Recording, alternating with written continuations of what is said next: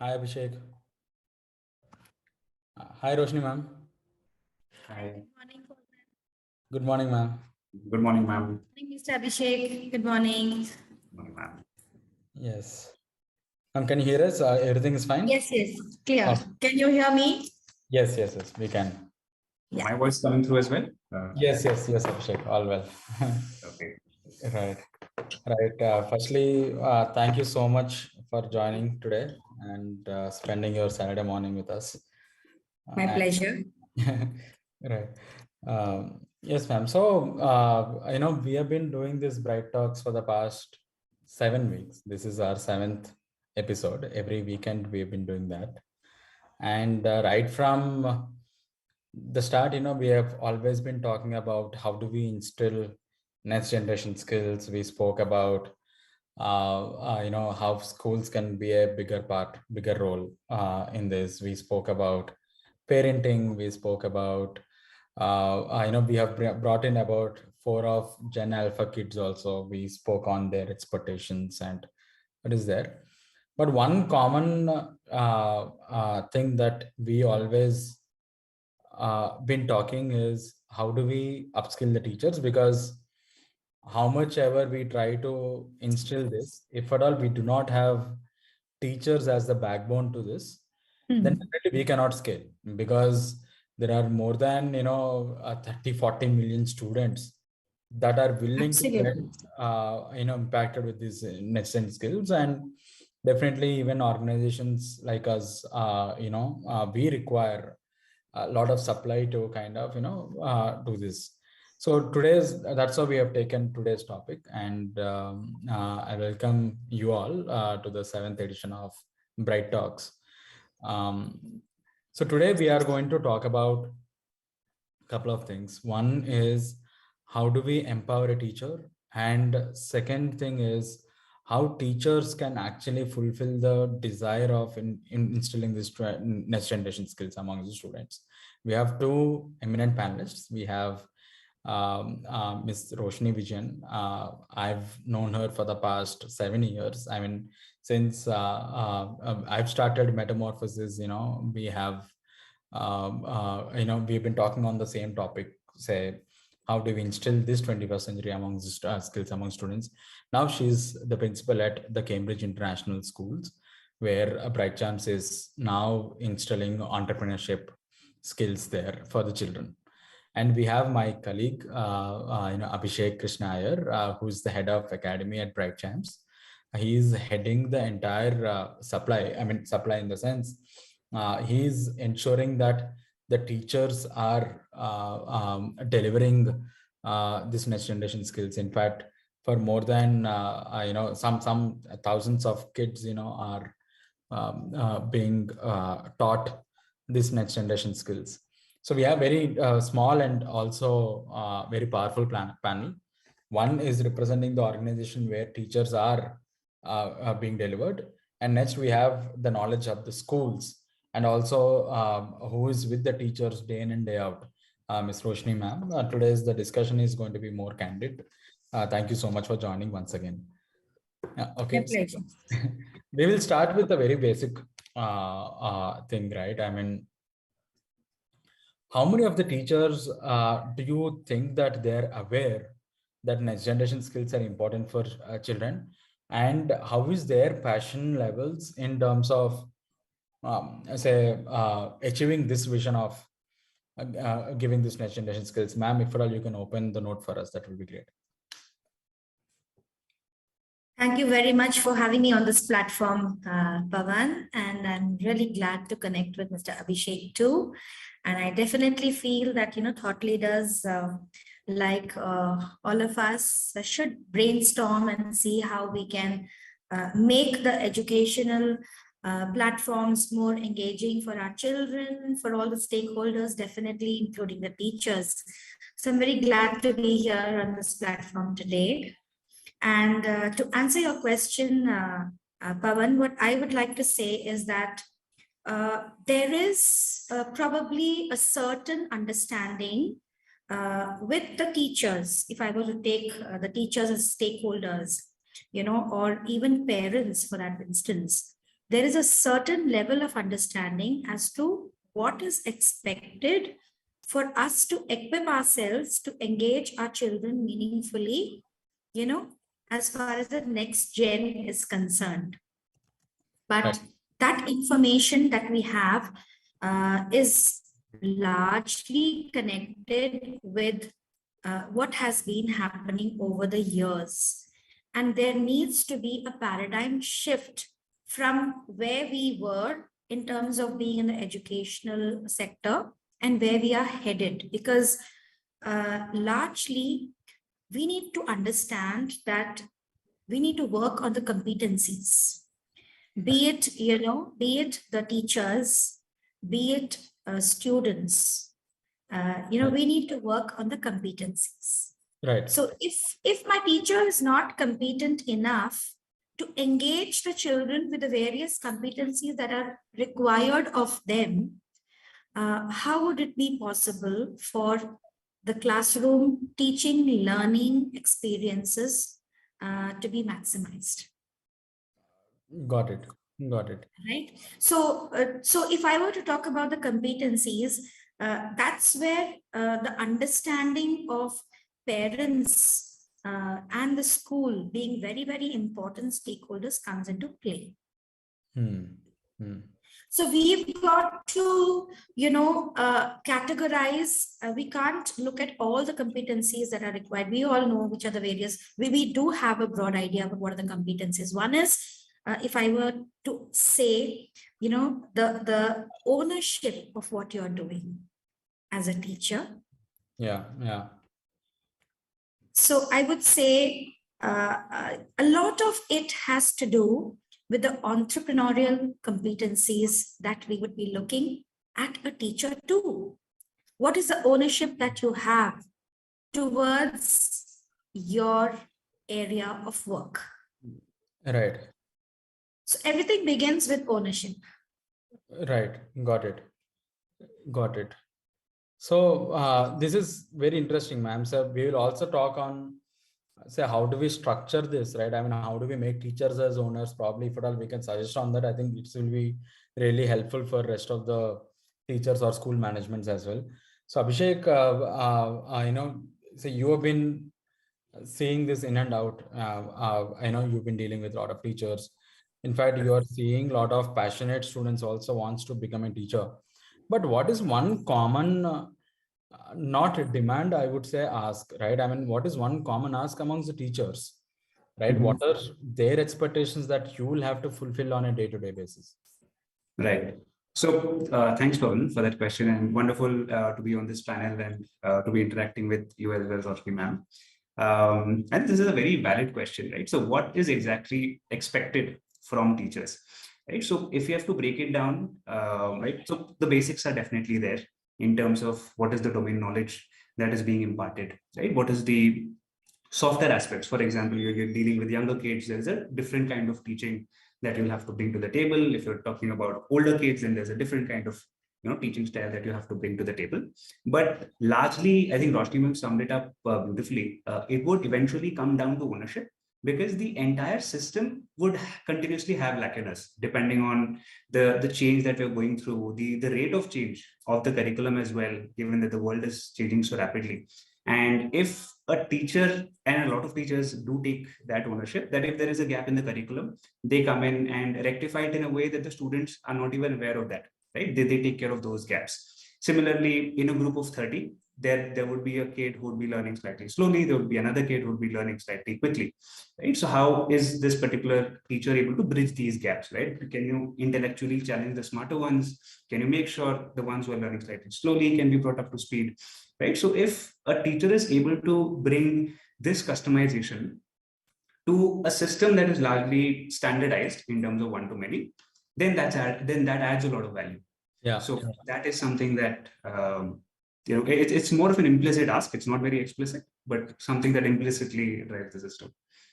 Right. So, ma'am, so see, we are talking about, say, ownership and all, but before we go till the ownership also, one thing is, see, on the teacher side, right? I mean, say, if at all I speak like a teacher, on the other side, there is a lot of organizations like say a lot of education organizations, right? I mean, so like BrightCHAMPS, there are many more, and also there is a huge increase in the schools also now. For every street, there is a good international schools that are coming up. Now, wanted to understand how is this bridge happening, right? I mean, so how is the balance happening between academies like say BrightCHAMPS or say take NEET or IIT academies versus schools? So is there any challenge that you are seeing as a school leader that with the rise in these academies, how is this, I mean, how is their thought process to work for a school is getting changed? No, I don't. Challenges you mean to say with regards to these other institutions that are budding up? Right. Okay, so see we all come under the mainstream educational umbrella, right? Right. We cannot deny the fact that the schools are definitely a place, schools, universities are definitely a place that any parent would want their child to be a part of. Absolutely correct.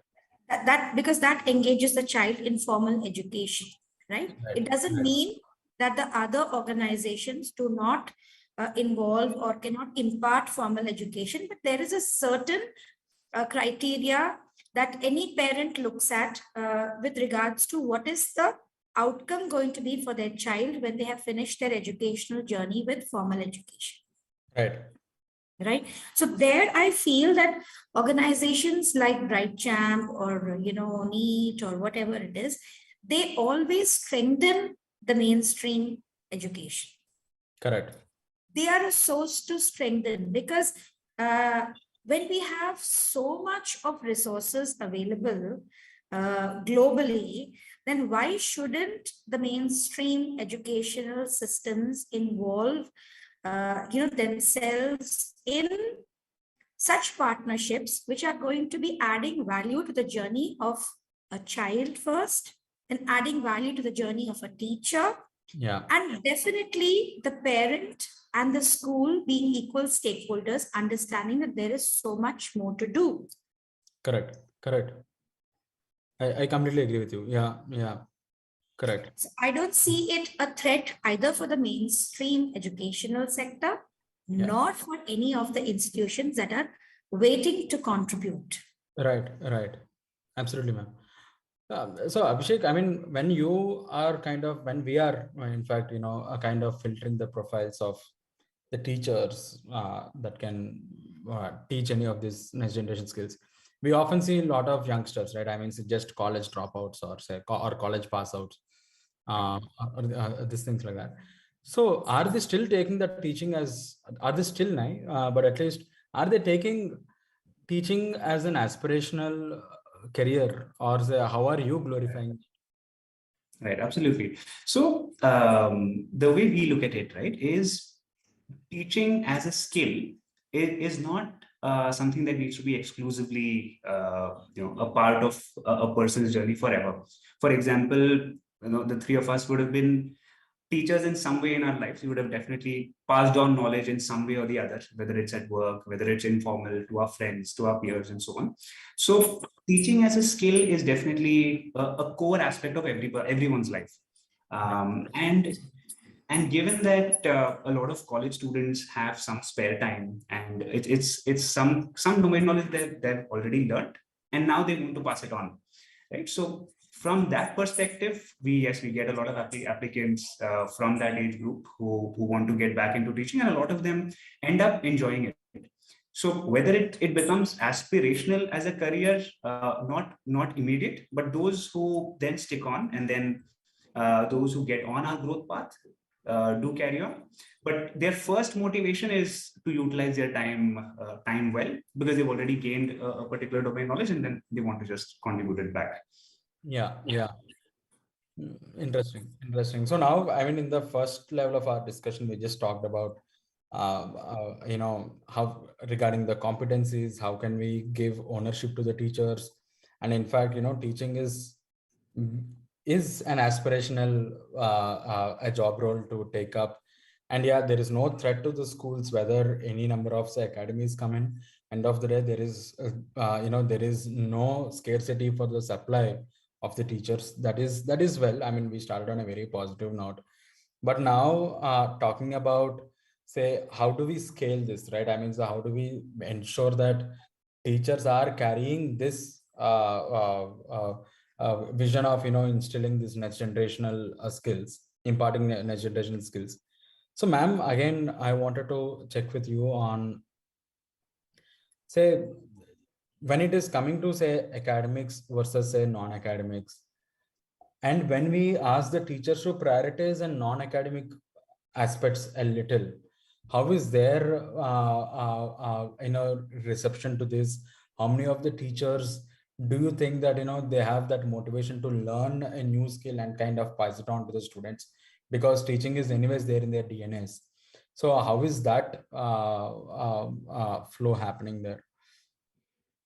So I just like to begin with an anecdote on this question with regards to myself having started my journey as a teacher. I was a young teacher at the age of 19 and not having gone through any formal training such as B.Ed or anything like that. But I was highly motivated because I came from a home where I had my mom also in the same field. So the basic inclination or aspiration to excel with children was there, right? So when a teacher comes into the formal educational stream, such as a school, she is required to have certain educational qualifications, which are mandatory. Unfortunately, it is mandatory in all, mainstream educational systems. When it comes to organizations like y'all, you are not looking at a formal B.Ed or anything like that. You're looking at the other skills. Right. In terms of knowledge sharing, in terms of experience, etc. So what I'm trying to say out here is when a teacher is challenged with the curriculum that she has to deliver in the classroom, right, versus the other skills in terms of co-scholastics that have to be contributed in the classroom, okay, right, or with the children, there is a big gap. There is a big gap because probably we would have, let's say, 20% of the teachers who would be having that passion to contribute, because everything gets structured within the challenges of should I deliver one? I am hired to teach so and so subject. So am I required to be delivering in this area? Wherein, we keep telling the educators that, you are required to have the 21st century skills, which means that we need to engage a child not only in academics, because academics is only one part of their personality that we are grooming. There are so many other skills that we need to look at. So that's where, training becomes very important. correct. And training plays such an important role because it opens the perspective of the teacher to understand that, in the process, even he or she is actually evolving as a teacher. Correct. So therefore, the training aspect is very important. Yeah.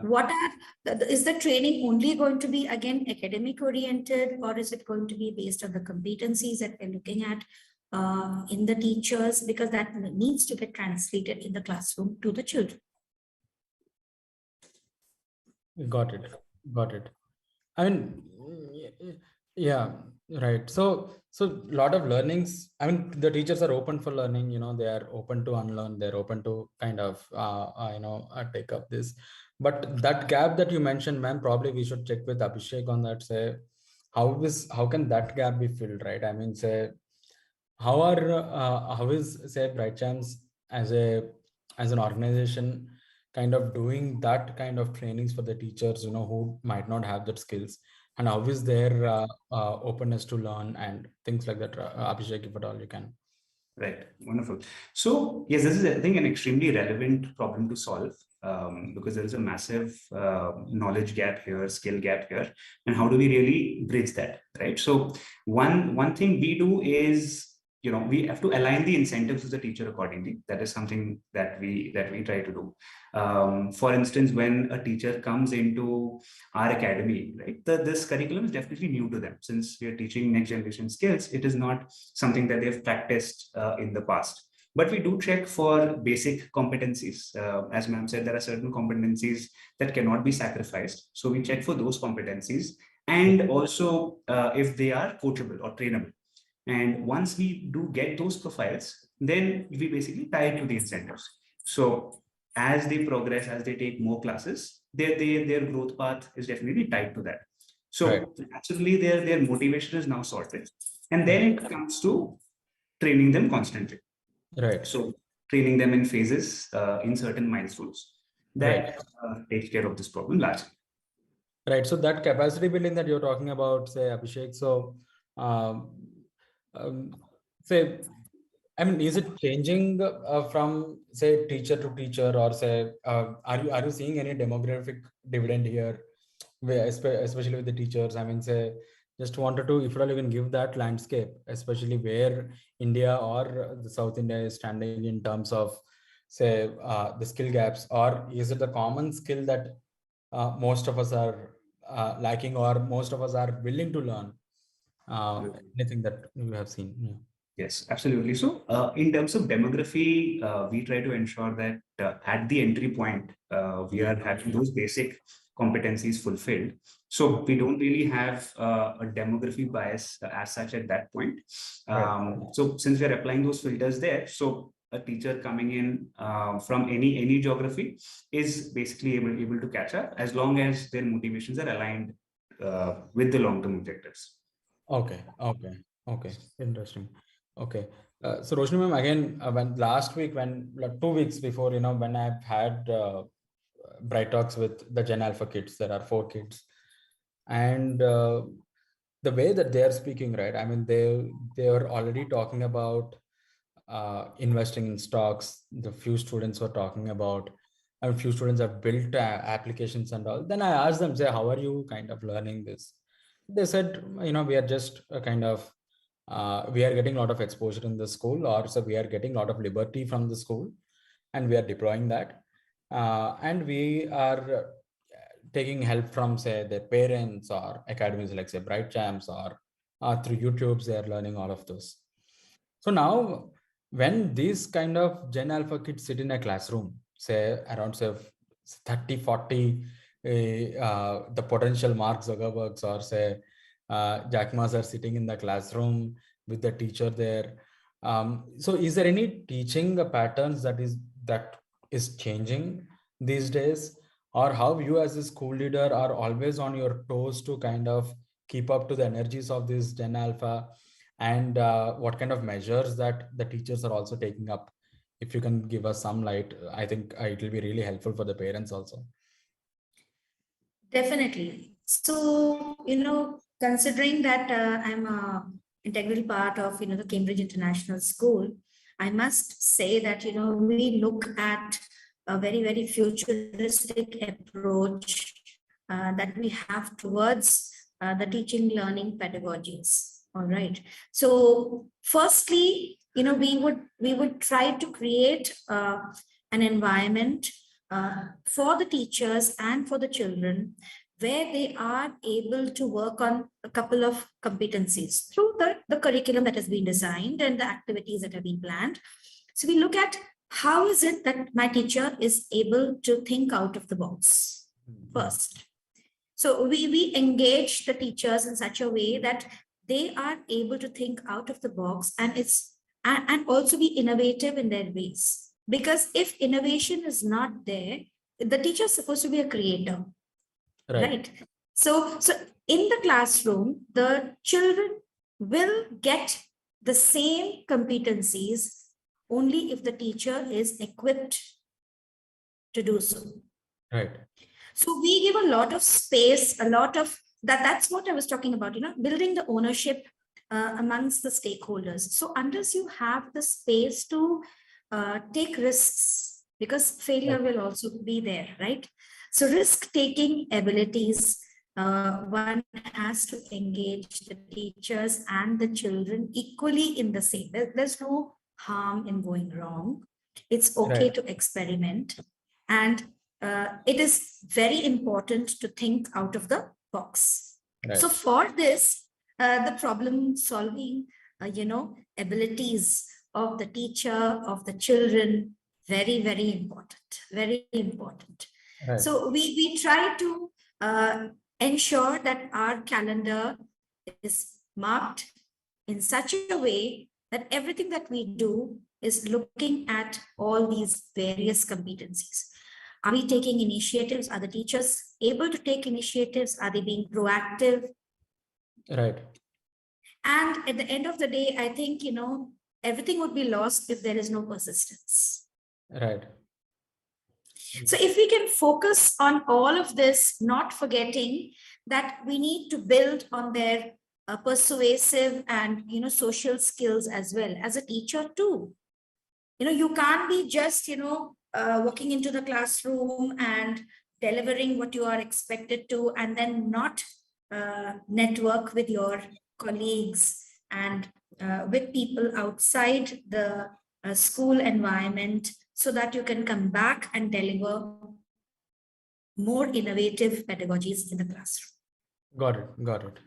Absolutely. Actually, if I may add another pattern that we've noticed in terms of teaching Gen Alpha is that the assumption earlier was that they have a very short attention span.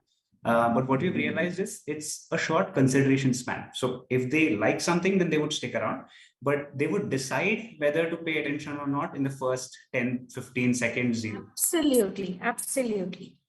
Absolutely.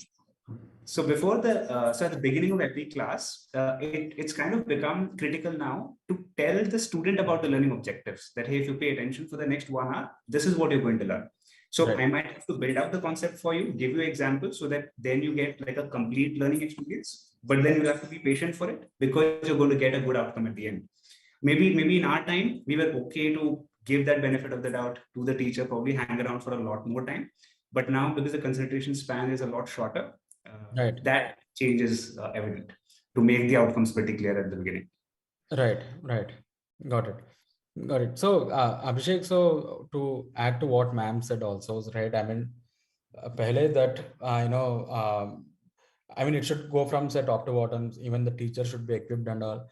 So have you considered some kind of capacity building for teachers? I mean, say one is not on just the supply, but so this next generation skills for teachers as a program, right? I mean, say financial literacy for teachers, say entrepreneurship for teachers, or coding for teachers.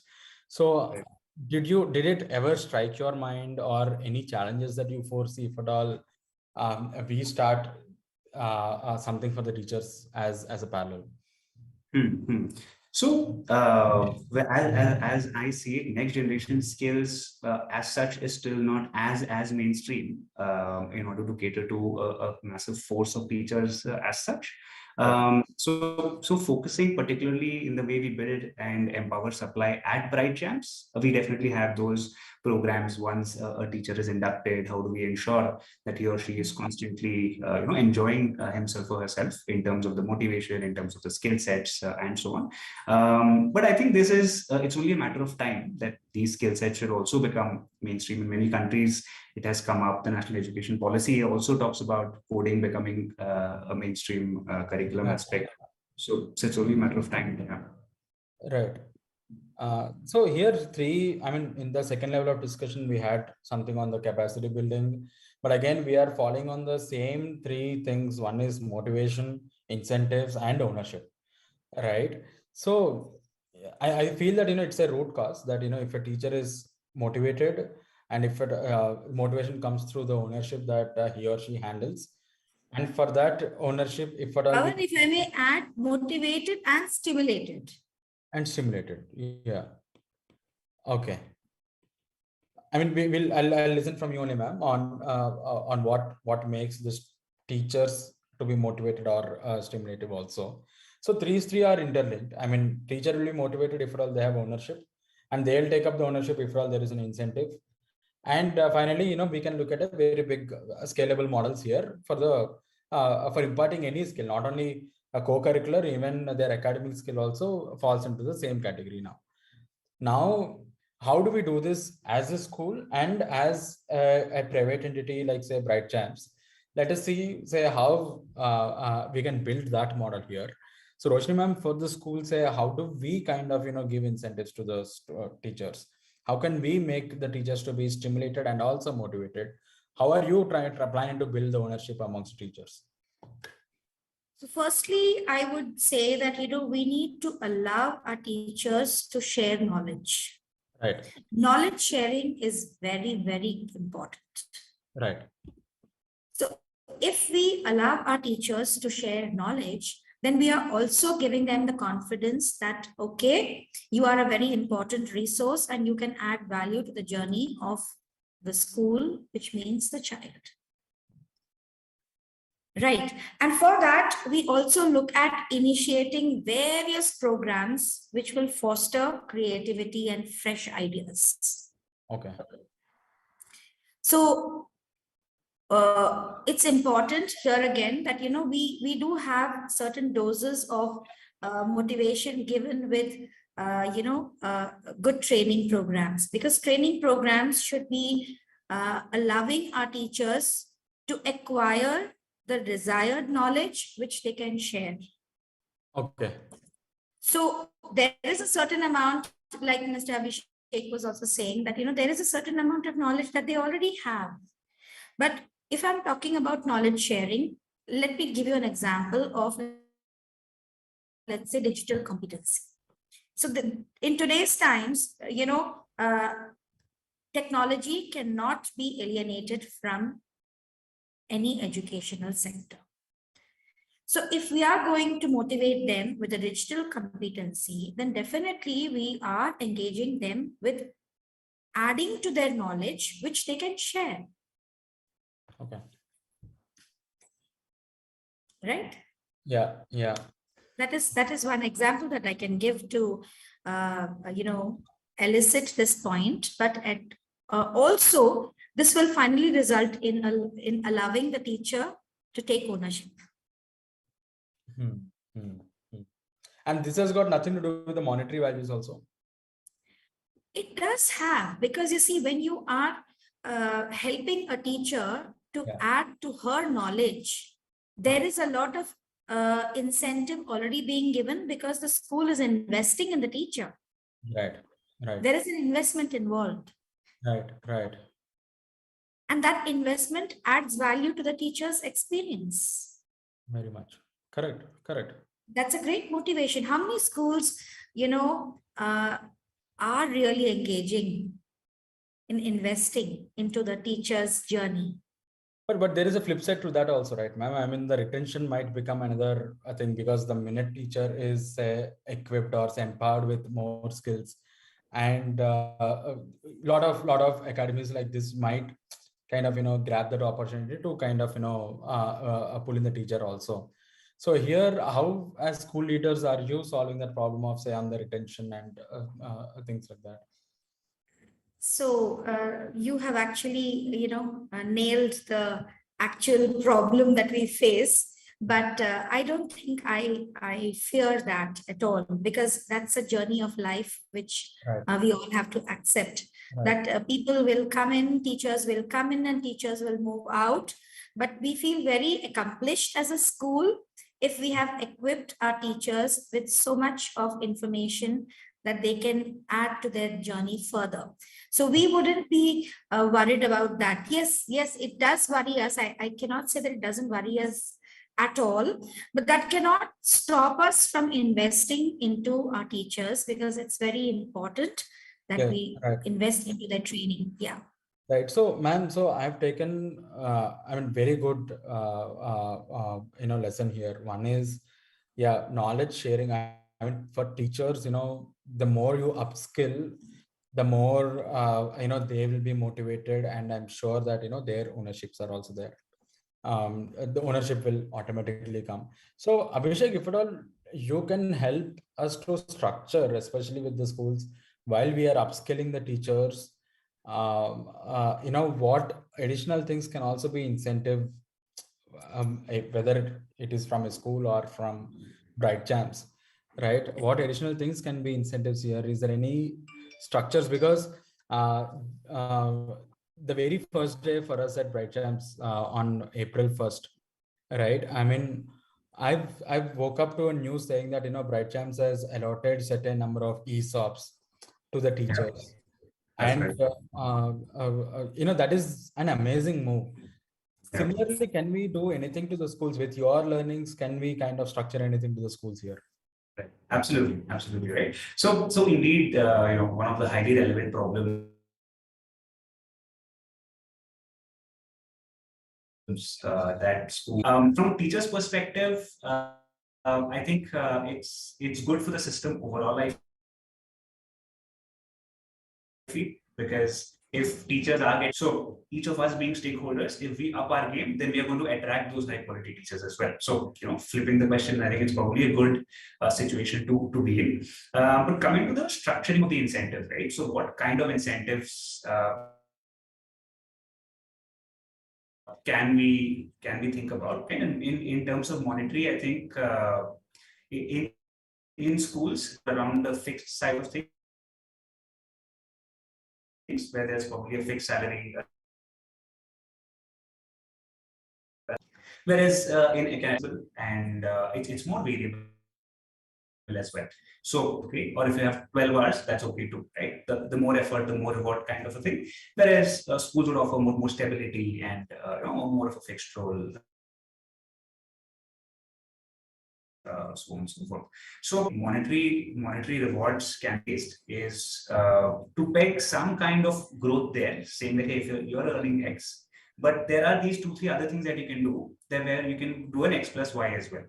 And that gives teachers a visibility and some kind of a drive now to accomplish those objectives.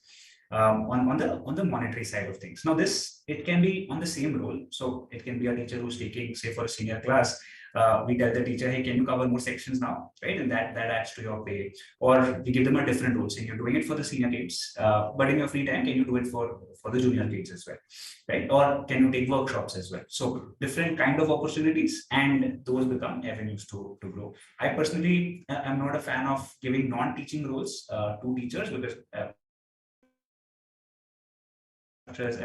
at BrightCHAMPS, right? ESOPs for teachers who have been with us for a considerable amount of time, and now they have an even more longer stakes. And then side, you bring the teachers in improving their skill sets, because now they deliver better, right? They're able to see that they're making that change. And if you can translate it back saying, this is your student who achieved this outcome, that's a massive feeling of respect and pride for a teacher.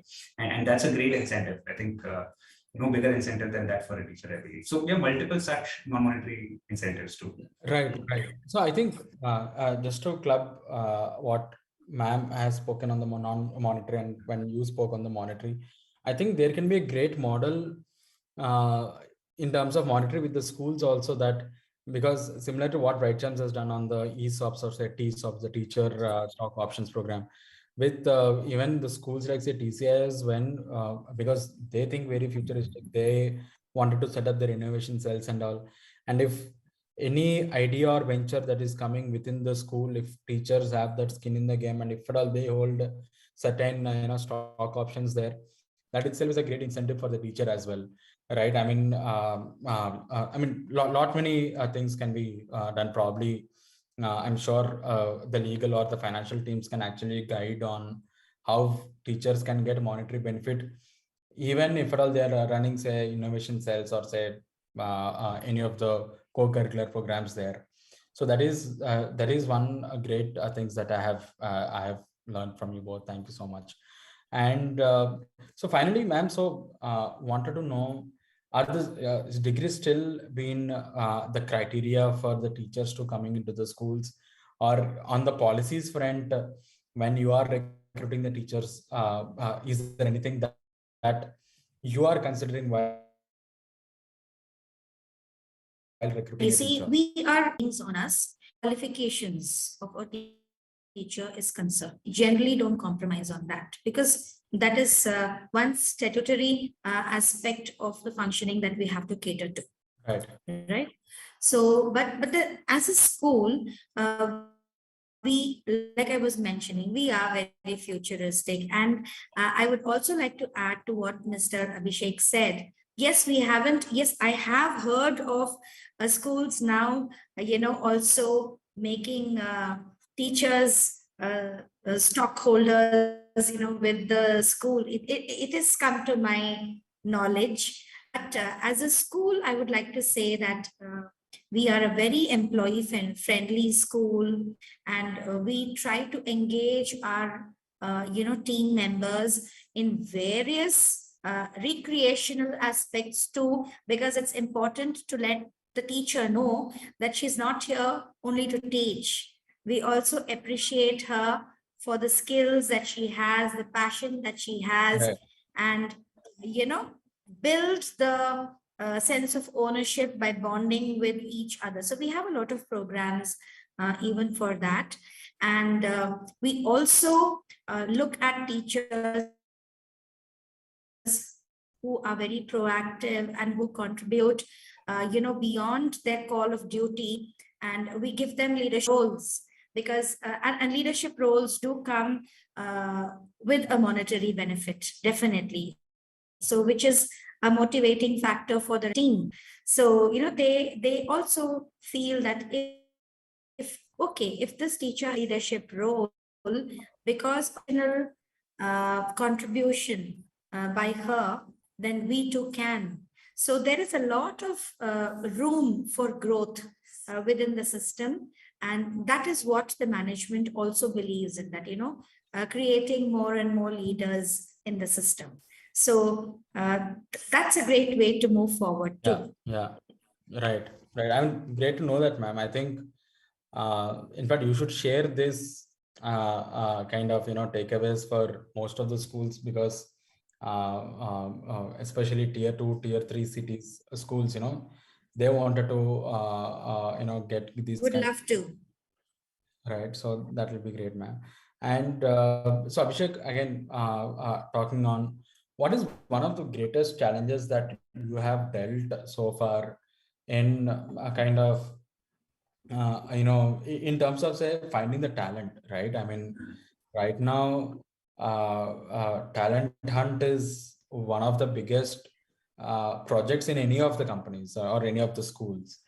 So, how are you facing that? Say, right sources of talent. How are we trying to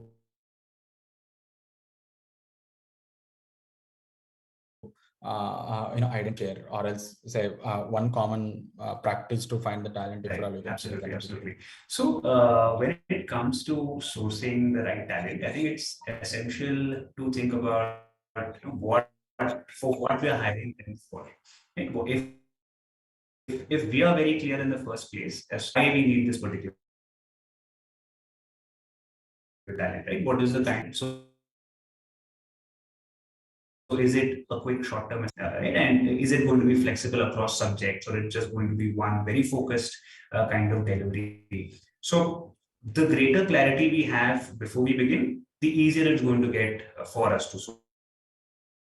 So that's once we have, it depends on those variables. So if you're looking at a short-term kind of a stint, right, it would probably be difficult if you're looking at exactly teachers per se. In many cases, we've found that, say, working professionals who have about 4 hours post work are in fact great teachers. They love to teach and they enjoy the whole project. So all we need to do is fix those variables. Is it a short-term thing? Is it a long-term thing? And finally, if we are looking at full-time teachers, right, then there's no real rocket science there. It's the same hiring platforms that we use, and the same kind of hiring funnel that we execute on. And initially, teacher hiring was always difficult for us in a particular geography. But the better brand we build there, the better teaching experience, the better teacher experience we give, the easier it becomes eventually. So it becomes like a positive, virtuous cycle for the subsequent Got hires. it. Got it.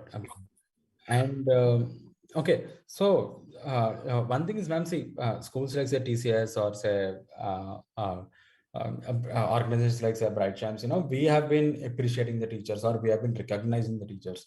But at least, the schools that I have dealt, many of the schools that I have dealt, one of the common, in the complaint log book that we see, one of the things is we often do not recognize the teachers, or say we do not take teaching as a career aspiration, right? So for that, what is one message that you want to give to all the aspiring teachers? Because or say even students who just pass out of their BTechs or their undergrads, for them, if at all they want to take teaching as a profession, what is one suggestion that you want to give?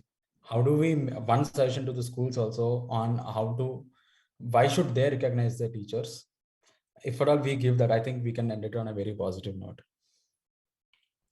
Definitely. All I would say is, although it's a very said, what shall I say, statement, we are nurturing the future of our, country globally. We are nurturing the future. So if we don't respect the contribution of a teacher by also catering to their emotional well-being, it's very important, because see, if the teacher feels recognized and appreciated for the work that he or she is contributing, Right. then the respect comes automatically, and the ownership also comes automatically, right? So it is very important that to build that, the kind of culture that we build at a school. That's very important. What is the culture that the school has in terms of engaging their teachers, taking ownership of what we can contribute to their emotional well-being, to their monetary well-being, all of that. If a school can create that kind of an ecosystem, that kind of a culture, then I think we wouldn't have to worry about attrition and, upscaling teachers and worrying about them leaving and all of that. So it's important that that kind of a culture and ecosystem is built in a school. Right. So Abhishek, your suggestion on why anyone should become a teacher. Right, absolutely. So I think the greatest joy of being a teacher is to actually see the change that you're bringing about in that student's life. It's very, very live and real. And I think the ability to see that talent is massive. To see that change is great. So I think that is a biggest motivator why one should pick up this noble profession. And as ma'am said, that's what's been running civilizations. And the reason why we're here connected digitally is probably because a lot of knowledge has been transferred generating different forms of teachers. This particular topic, right, of restoring respect back to teachers is there right in the national education policy itself, which means at a national level, it's been recognized that teachers have to get that center of the stage, right? So that that buy-in comes in from students, and then things go on that way. So I think yes, I think people should pick it up purely because of the joy that they get of creating that impact, and the rest of the things will just follow. So just enjoy yourself. That's key. Right. Yeah, and also to add on, catering to the NEP, which has given a great platform for teachers. We were talking about certain mandates in terms of qualifications, but when we look at the skill development that we are talking about through NEP, we would love to have a carpenter on board to teach our children, and we would love to have a plumber to teach. So dignity in what we are doing is, as a teacher, I think will only multifold through NEP. And I think organizations like BrightCHAMPS and mainstream schools, if we work together, I think there's a lot that we can achieve. Right. Absolutely, ma'am. Absolutely. So just to sum up, we discussed so many things, different tangents, but just to kind of bring everything under one umbrella, we spoke about, giving recognition to the teachers, and also how teachers can take up the ownerships. We discussed on, few structures or models, how we can actually do that monetary and also non-monetarily. And also we spoke about, the motivations and also the stimulations for the teachers. And we spoke about the sources for the talent hunts. We spoke about why knowledge sharing is really important for the teachers, and why upskilling is also really important for the teachers. And we spoke about how the teachers are handling the current Gen Alpha. We spoke about how each teacher can be entrepreneurial, and also how they can get benefits out of it. And in fact, we also spoke about in fact, yeah, so we spoke on the attritions, retentions, everything about the teacher we spoke. But finally, I think one message out of how the teachers are the backbones, or how we can actually scale this next generation skills to millions of teachers. I think it can happen only through the teacher engagements. It can happen only through upskilling the teachers and kind of dealing with thousands. So there is no doubt that anyone can actually replace a teacher. There is no doubt that without teachers we can actually achieve the vision of instilling this next generation skills. So thank you so much, Roshni ma'am, and also Abhishek, for sharing your thoughts. It's a wonderful session. I think uh, I attend so many forums. We have seen so many companies in the education, or so many schools, like say the Cambridge. I think one of the least uh, debated topics is about the teachers, because everyone wants to be in a very safer note. We always want to talk on the parents, we always wanted to talk on the students, we always wanted to talk on the business and all. But today, thank you so much for accepting a topic like this, and contributing your part. I think we should talk more on this. We should start probably, if all you guys are posting anything on the LinkedIn's, that will be really great, on how do we give back to the teachers, right? Thank you so much. Thank you. Thank you Thanks, so Pavan. much. Thanks, Pavan. Thank you. Thank you, Pavan. Thank you. Thank you, Abhishek. Um,